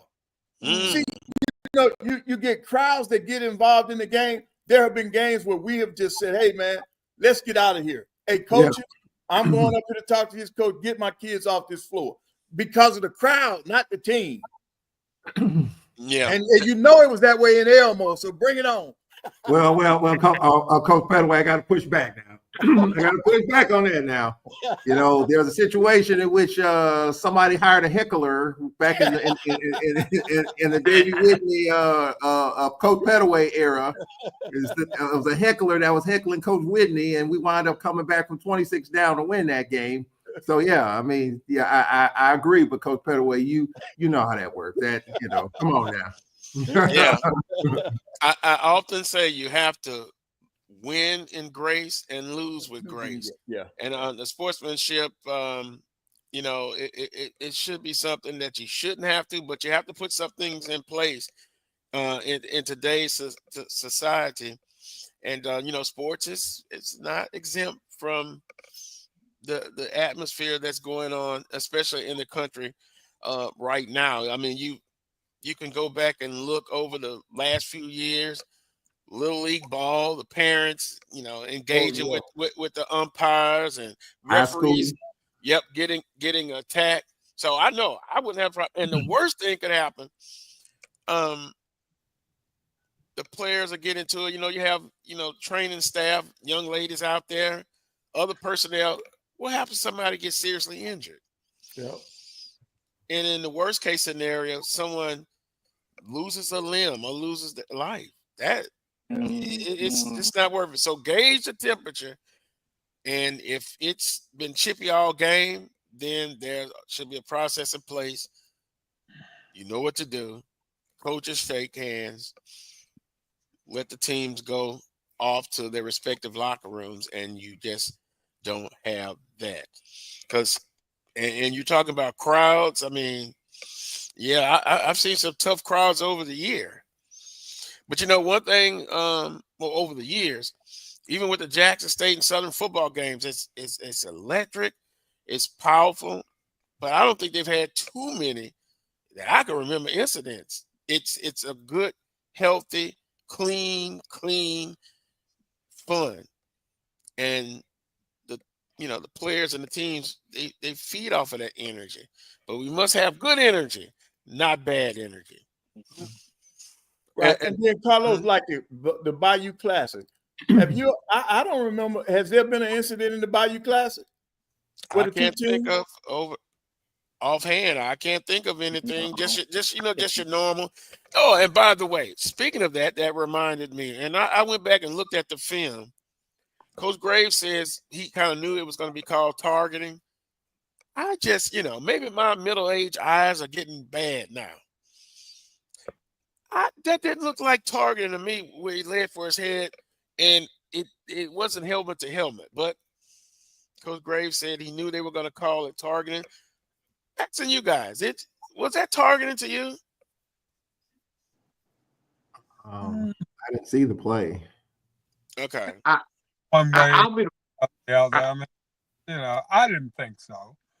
Yeah, but I mean, once you duck that head, you have no idea where it's going or what's going.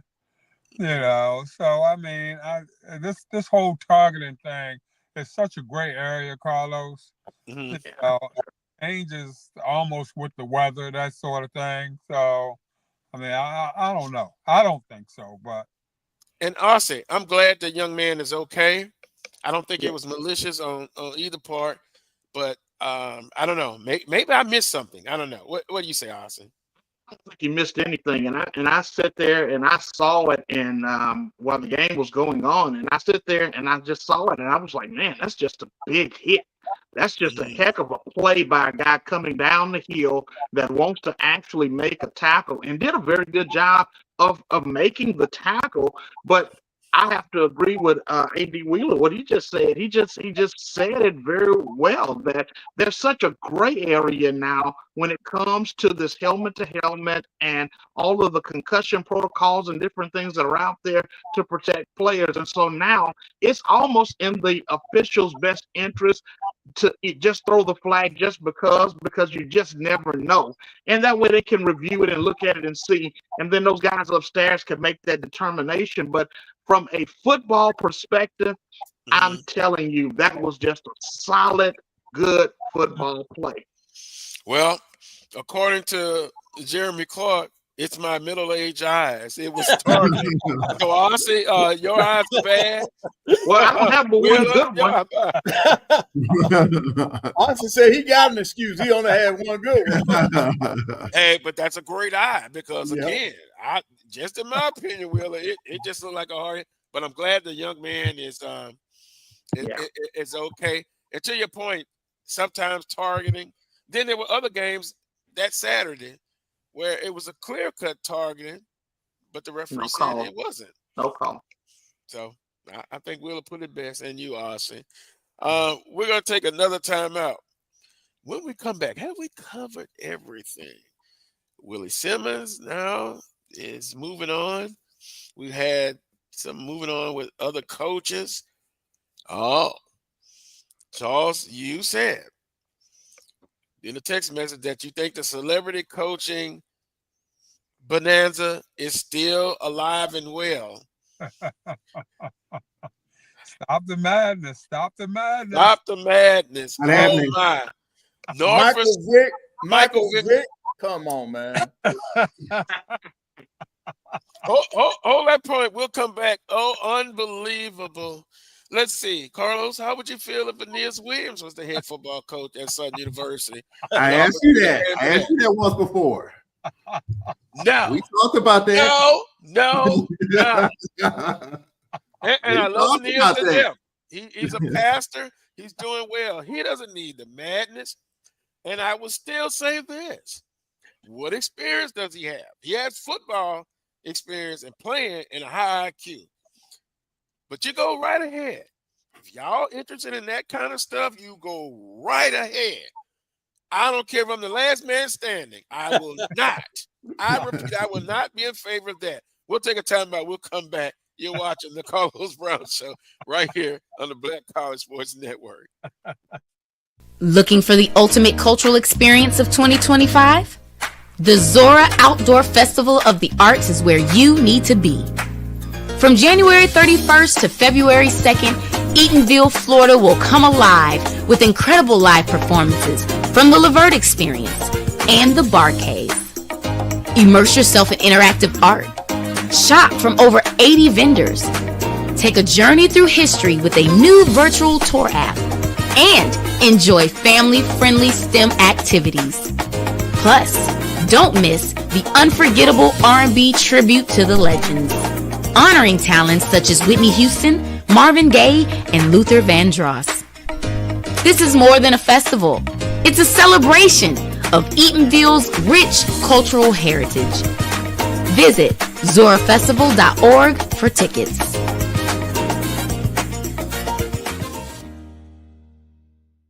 HBCU football fans, this year's Cricket Celebration Bowl has a new date. A champion will rise at Mercedes-Benz Stadium on December 14th as the MEAC and SWAC champions meet once again. Join us in Atlanta for championship football, interactive fan experiences, and iconic marching bands. It's an HBCU family reunion that you don't want to miss. See who will be crowned the next HBCU national champion. For event and ticket information, visit thecelebrationbowl.com. When it comes to professional learning, teachers deserve better. From the leader in online learning, Stride brings you the Stride Professional Development Center, an on-demand library of mobile-friendly courses that gives teachers choice and flexibility, allowing them to learn anytime and anywhere. Our dynamic courses provide bite-sized learning and help educators advance their knowledge while also gaining professional development hours. It's time you take charge of your learning.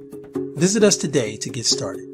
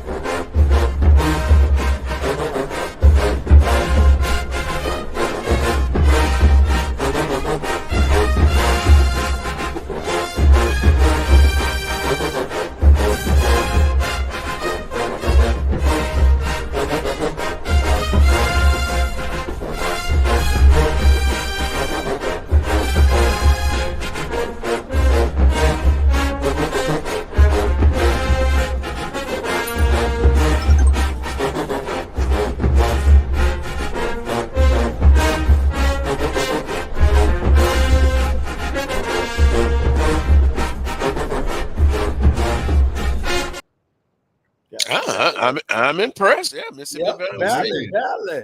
Welcome back to Carlos Brown Show right here on the Black College Sports Network. Please like and share. Hit the thumbs up notification for our show. Boy, you know what? Once again, I'm going to talk about in the chat room. Some believe in the statement conversation I was talking about before the last break. Some Southern say Aeneas Williams, yeah, I would be for that if he could be the football coach if that opportunity presents itself. I guess being a head coach, having head coach experience, it's not important for some. It's just like Coach Pettaway. If you had mechanical problems, you wouldn't want to hire me. No, right. Your mechanic, even though I said, look, I can put the best people around me to get it done. You don't want me to work on your car. And to my point is this. I love Aeneas Williams to death, but I could not be in favor of him becoming the head football coach because I'm going to look at the criteria.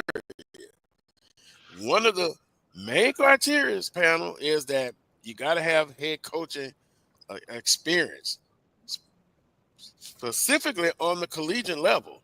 I mean, you could come from the NFL, okay, that's fine. But the question is, Michael Vick to Norfolk State. Celebrity hire? Yes. He would have to put together a good staff. That's a no-brainer. You got to have to put somebody together who's on top of NCAA regulations and, you know, with the portal and all of the things that needs to be done on the collegiate level. Yeah, Norfolk has had 5 winning seasons since 1997. But I wouldn't be desperate. And that's what I would call that action. Michael Vick? Really? Yep. Really? That's the Really? rule. I couldn't be in for that. No. Well, we said the same thing, Carlos, about Deion Sanders of Jackson State. Deion Sanders of Jackson State? Really? And you saw what happened. Anomaly. Yeah, that's the only case you could point of. Well, maybe Eddie George. Yeah, Eddie George. Yeah. But that's 2 out of. How about Ed Reed at Norfolk State? How about Ed Reed at Mississippi Valley State? How about his name is still percolating out there, Carlos. Ed Reed's name is still percolating out there. It may be just beneath. It's not on the surface, but his name is still out there. Look. Let me just say this real quick. Let me ask you this. If it was all of that in a bag of chips, why has I think he was an assistant coach or something, a consultant for Miami. Why doesn't his alma mater hire him? Why don't the other PWIs hire him? Why do we have to be being a training ground for somebody? What will it do, Charles? It'll bring in millions of dollars. A lot of I can't think of the word I want to use. A lot of fanfare, a lot of splash. Right. But Charles, think about this. If Ed Reed was upset with the physical plant at Bethune-Cookman, how is he a candidate for Mississippi Valley? Come on now. I'm serious. No, I'm serious. If he didn't like, if they were missing so many things at Bethune-Cookman, they're missing more than that at Mississippi Valley. So why would he be a candidate? Because he's Ed Reed, former football player, and by that name alone there's no guarantees, could generate a lot of buzz within your program. He may have some connections in terms of bringing corporate folks and bringing dollars to the program, which is always important. Just like the Deion effect. He couldn't draw flies. Well, I'm saying he doesn't have Deion's personality. I'm just saying potentially now. I'm not saying there are no guarantees in any of it. There's no guarantees in any of it. But I've always heard this phrase, what have you got to lose? You look at a program like Mississippi Valley, and I hate what happened with Coach Wade. You know, I'm hearing it he got let go for non-football reasons. His reason for being let go has nothing to do with wins and losses. He beat Florida A&M, ended that long, home field winning streak and all that. He's got a 3-year deal. He had another year left. They're probably going to reassign him. So from the surface, you kind of knew it was non-football related. But nonetheless, there's certain things you can't do. He did, and he was let go as football coach.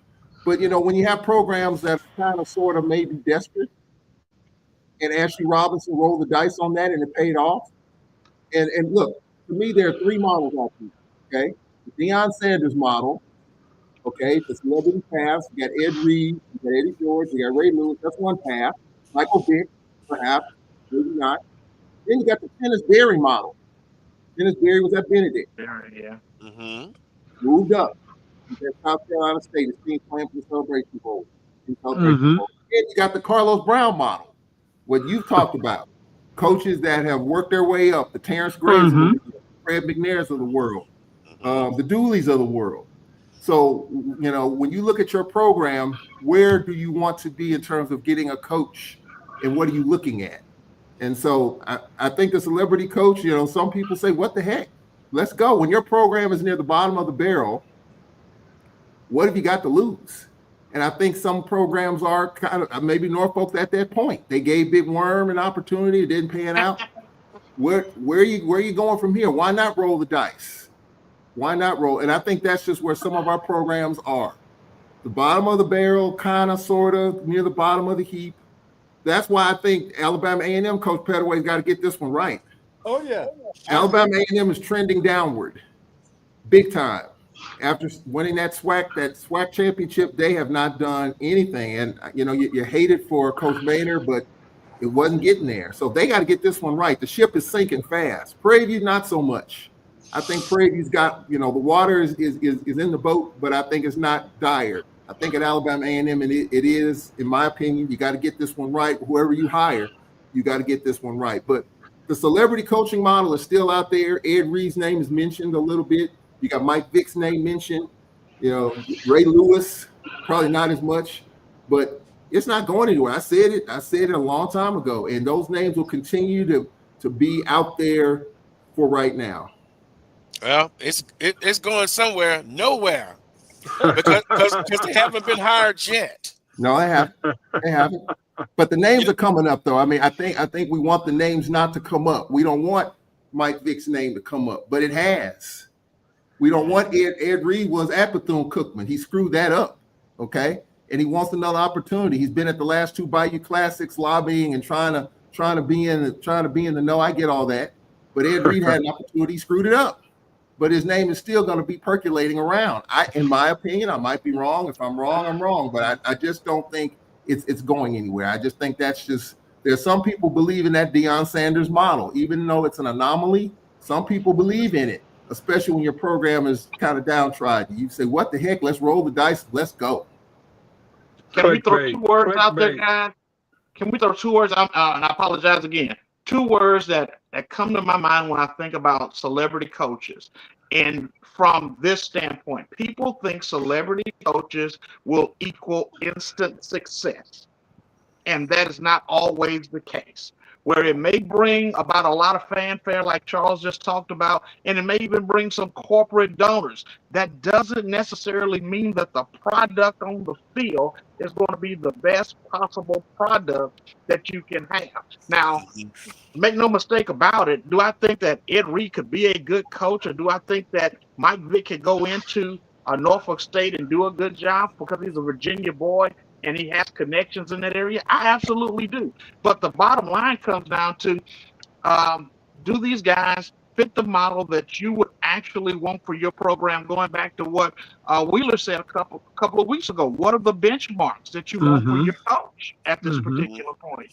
And so, is it instant success? Is it the 2-year model that we always talk about? Or is it somebody that can come in and just get the job done, that can turn over the ground and actually build a program? So I'm not necessarily a celebrity coaches guy, but we're in that day and that time, and there's no way that we can turn a blind eye or turn our backs to the situation like these things are not going to happen. So we can excuse the whole notion that these other schools that they come from should hire them, when we have an opportunity to do something for ourselves to help elevate not only our program and possibly somebody else's status.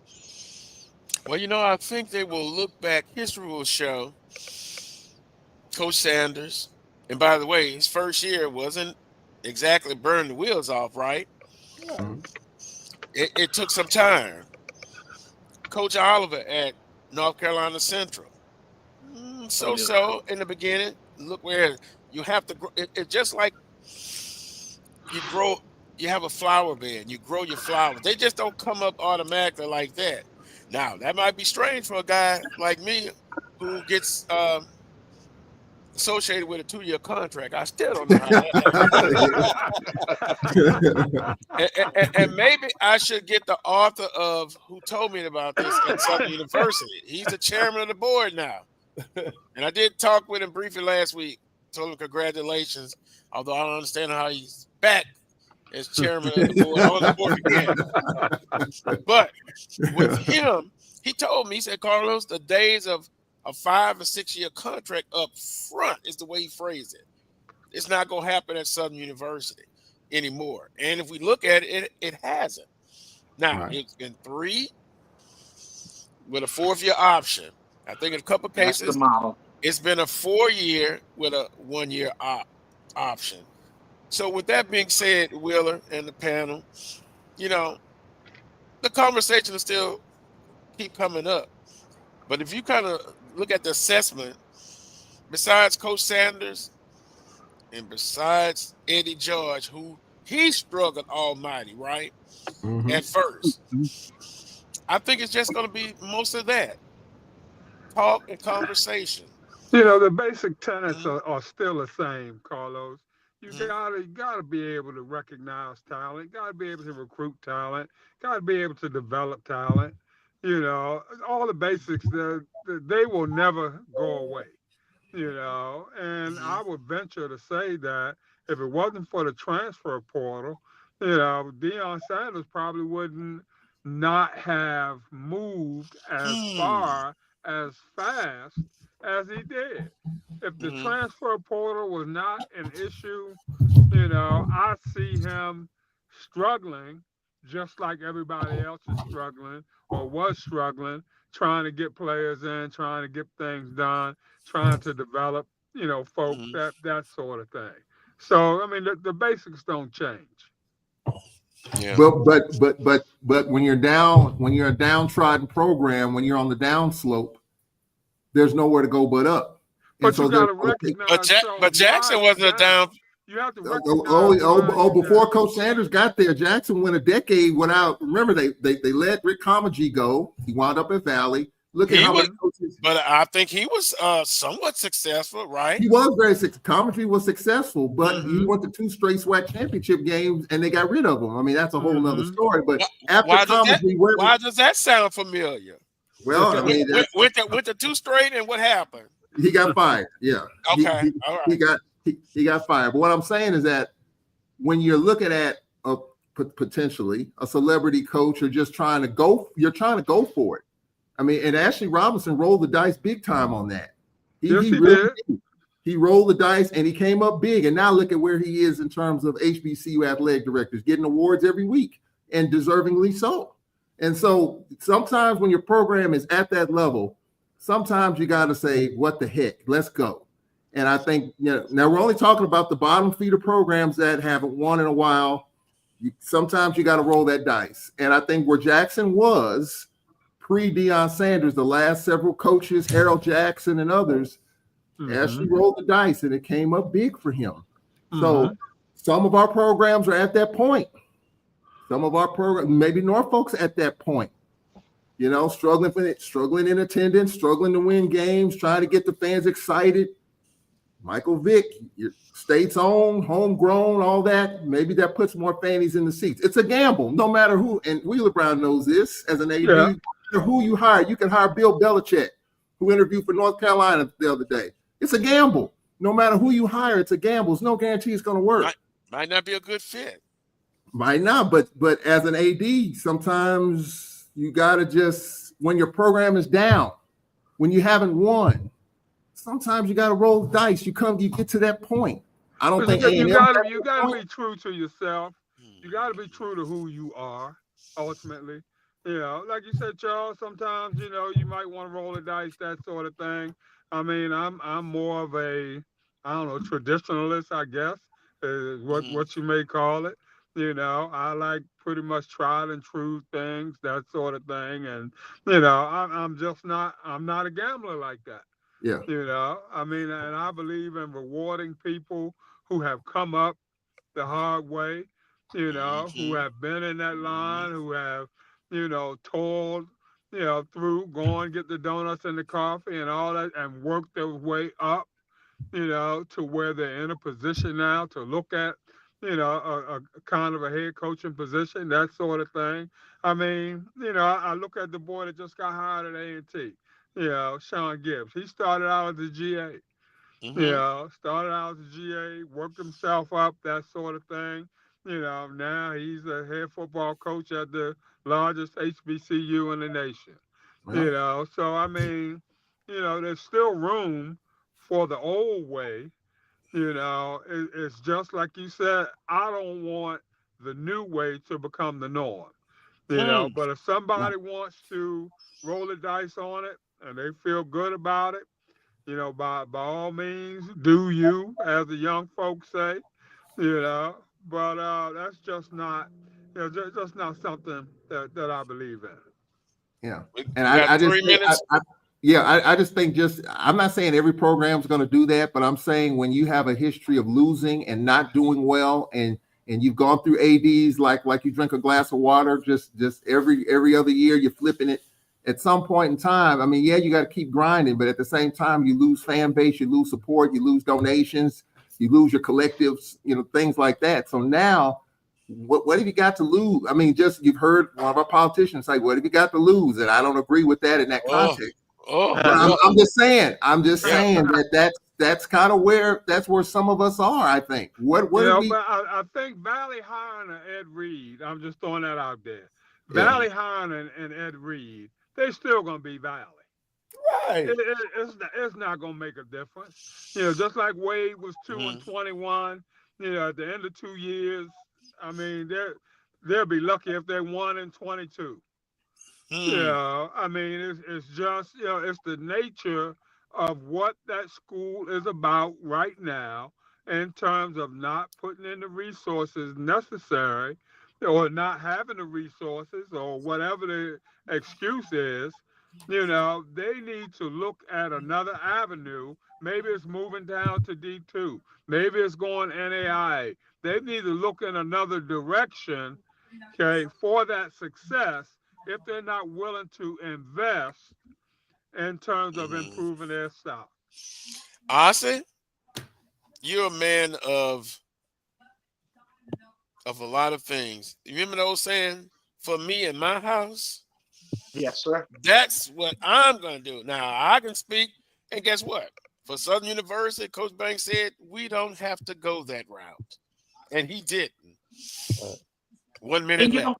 You're right. You don't have to follow the model that anybody else follows. You just have to find the one that works for your institution and go with it. And if that's what the best thing is for you, you go with that. We live in an age where everything is digital. And so you're looking at people who can touch a button and they can be anywhere at any point in time. And everybody wants that. But that's not the way things absolutely work when it comes to sports. And so when you just look at the landscape, it's just like life. You have to mature in this thing. And I think that I agree with Wheeler that when it comes to coaching, everything can't be instant. Some things you got to grind it until you get there. Right. Yeah. All right. On that note, everybody have a blessed weekend. We appreciate everybody. Remember, like and share. Hit the notification button. On that note, have a good one. We'll see you next Saturday at 11 a.m. for another edition of the Carlos Brown Show right here on the Black College Sports Network. Shock the world, Southern. Shock the world.